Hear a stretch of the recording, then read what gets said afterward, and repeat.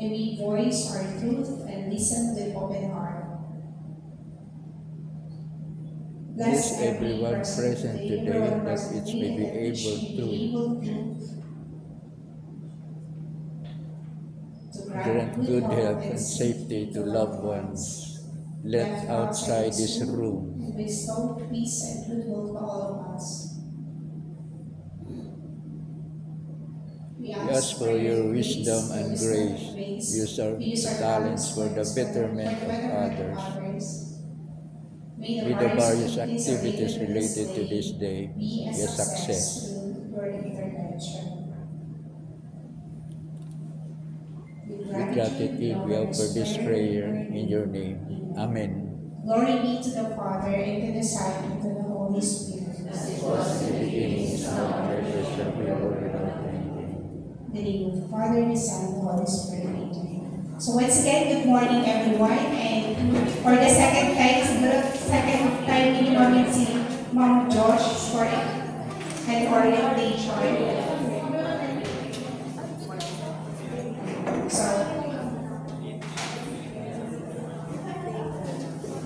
So our team also is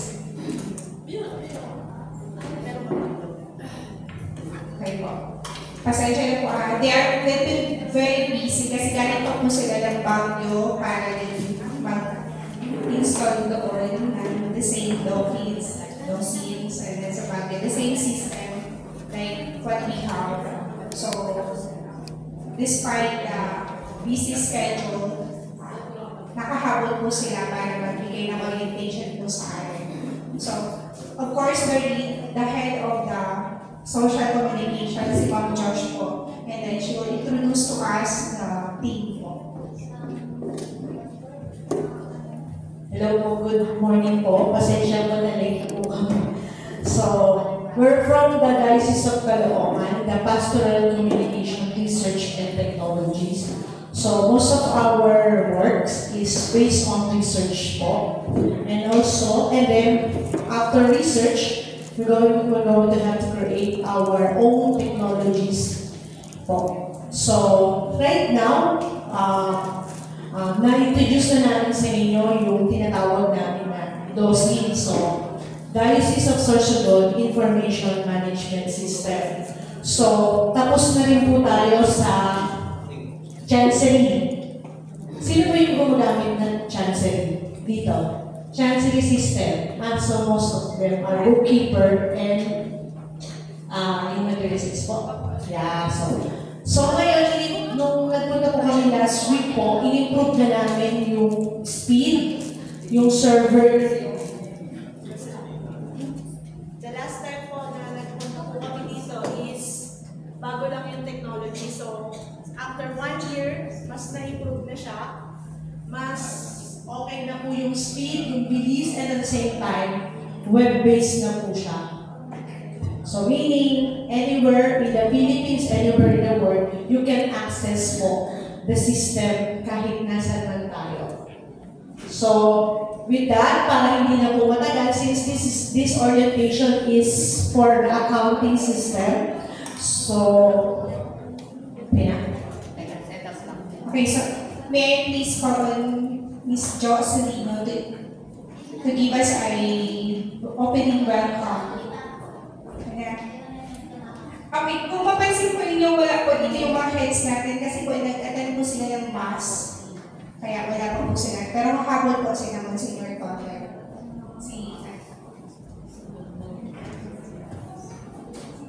Okay, good morning po. O yarari na naman po kita. Dahil nakulay kung ang magsabang para exercise orientation ay para kayas na po kita ba na ha. So, okay. Pwede po pag tinawag ko po ang vicary, tumindog na lang po ang mga present po ha. Vicary of St. Peter and Paul.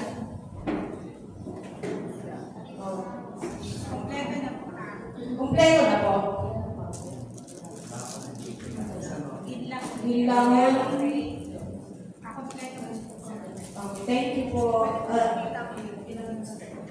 St. Anthony of Padua.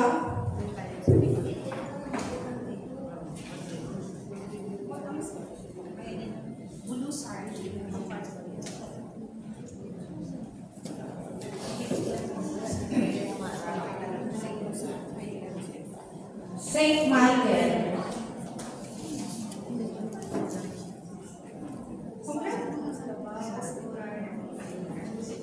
May kulang po ba sa info? Magallanes.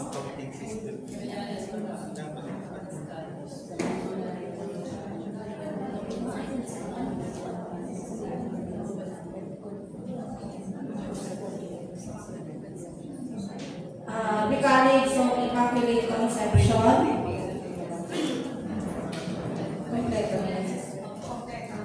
Thank you. Our Lady of the Pillar.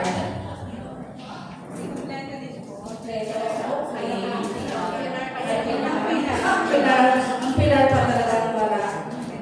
And then, Vicarage Realty Corporation. Ayan po ang mga magagayo ng mga taga-Vicarage. Sinsay pa po ang ano. Okay, welcome po kamuga po sa ato na another orientation na naman po. Hanggang diri pa po nato ini na perfect po na tinutong ni Ma'am Josh. So continue pa din po ang ano.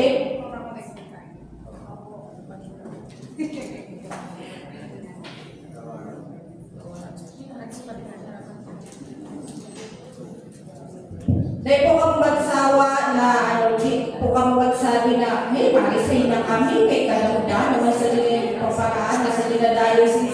Pero sa totoo lang po, maski kami, ako nga ni pang 3 days ko na po ini nakaka-attend sa orientation. Gusto ko man kaya syempre, para mas mapapadali po ang trabaho natin. So, again po, good morning and welcome po sa orientation po. Thank you, Ate Jo. So, may duwa na ng parish na hindi pa nakaabot. Baka na-traffic po ang Pilar. Hindi pa dito pala nagkagawa. Na-traffic po sa Pasaligaya. So, Ma'am Josh, so, nasa quorum naman na po tayo. Pwede na tayo mag-proceed. So yun, again po, this is our team. The other team po is, nandun po sila sa server po sa Home for the Clergy, and this team is, this is technical and this is the audit po namin. So, ayun po, like what Ma'am said na wala pa tayo sa exciting part. So, ang system natin is one-stop hub na eventually, kukonect po natin siya. So, tapos pa lang natin is Chancery. Tapos now, we will going to introduce to you the new system, which is the accounting system. And then, inventory, archives, stewardship, HR, HMO. So, and then, pagko-connect natin po sila lahat po. So, para po dun sa accounting system, introduce ko po sa inyo si Jonah. So, siya po yung gagawa, siya po yung mag-accounting. Sino po dito yung may dalang mga laptop? Gusto niyo po, para later, i-install na namin kayo. May wifi po dito ba? May wifi? Wala. Data. Ayan, data. Okay naman si data. Pero, itatry namin na dala mo po yan yung Starlink. So yun. Itry namin si Starlink, dun po kayo kumalik. I-alis yun lang. Pero after ka? Sige. I-try natin habang nag-workshop po tayo. Para may workshop. Tapos ma'am, pag-installan mo na yung laptop. Actually, madali lang naman yung installation para lang next lang kayo. So, okay? Bigay ko na po kay John. Pagdala ng laptop. Hindi naman sinabi. Paano natin ma-appreciate yun? Of Caloocan. So, ang ituturo ko mostly ngayong umaga is more on finances or the accounting side ng inyong parokya. Kasi po, ito, mag-preview lang po muna ako ng some of the accounting cycle and then chart of accounts before na namin ipapakita yung system. Okay po ba tayo? Okay. So,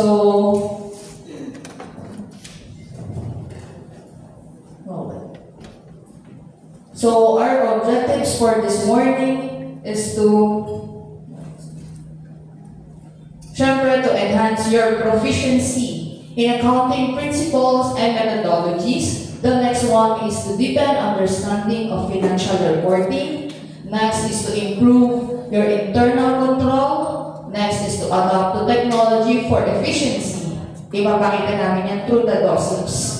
And networking and collaboration, enhancing analytical skills and effective risk management, and the best of all, to have a capacity building. Kasi we all know, dapat hindi lang isang tao ang may alam. Di ba nga sabi ni Lenny, dapat buhatin natin pati ang nasa laylayan. Hindi ako naniniwalang porket parish secretary lang po tayo, ay ayun lang ang alam natin. Kung kaya na rin natin mag-bookkeeping in yung mapapadaling manner. Okay?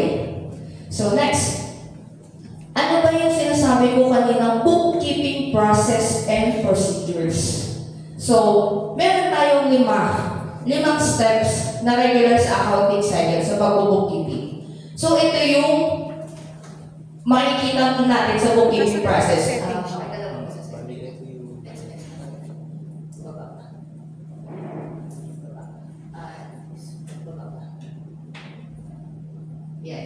So we do have the bookkeeping process and procedures. So first one is analyzation. The next one is journalizing. The third one is posting. The fourth one is adjusting entries. And the fifth one is the preparation or preparing. Papakita ko yung difference ng mano-mano o yung tinatawag ko pang Jurassic era sa millennial way. Kung nung dati, syempre lahat mag-a-analyze. Once you receive a money or once na maggastos ka or you spend, i-analyze mo na agad, di ba?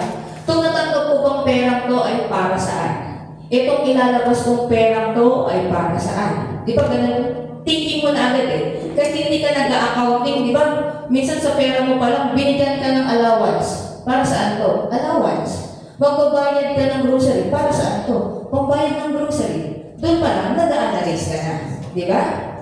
The next one, journalizing. Ito yung, kung makikita nyo dati, bookkeepers, syempre, tinry nito, yung debit sa credit. Ililista mo pa doon, di ba? Debit side, credit side. Di ba? Ilalagay mo kunwari, debit, cash on hand, credit, ganyan. Okay. Next, from book of the original entry, which is the journal, na doon ka nag-journalize, ipopost mo siya sa ledger. And then, saka ka pa mag-a-adjust or adjustment entries. And then, saka ka pa nagagawa ng financial statement. Ayun, yung sinasabi ko, Jurassic era. Yung lipat ka ng lipat ng kada libro. Di ba medyo hassle?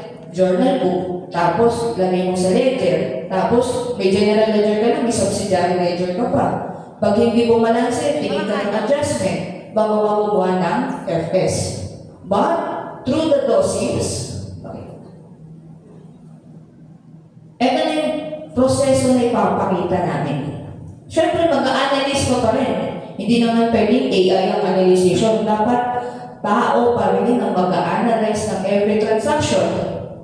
Next, siyempre mag-journal ka. But, hindi na laging debit or credit. Papakita namin sa inyo mamaya kung bakit. Hindi mo na kailangan yung both sides ng pipilapan. Given na rin siya. Okay? Next, you don't need to post it to ledger. Why? Once you click save, automatically from journal ay ipopost na niya sa kanyang ledger account, general and subsidiary. The third one, lusot na tayo dyan.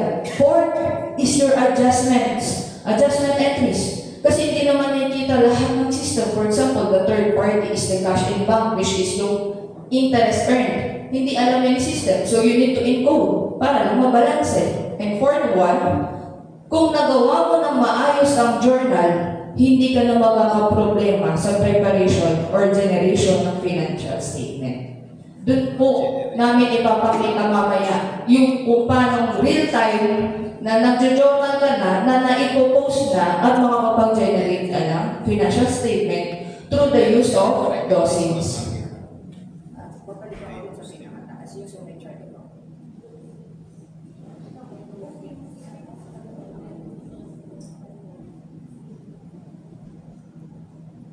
So, punta naman tayo sa financial statement na kanina ko pang sinasabi. Dalawang klase ng for the meantime ang financial statement. Sa inyo nga, isa pa lang ang nasasubmit, right? Meron tayong sinasabing balance sheet saka income statement. Pag sinabing balance sheet, ito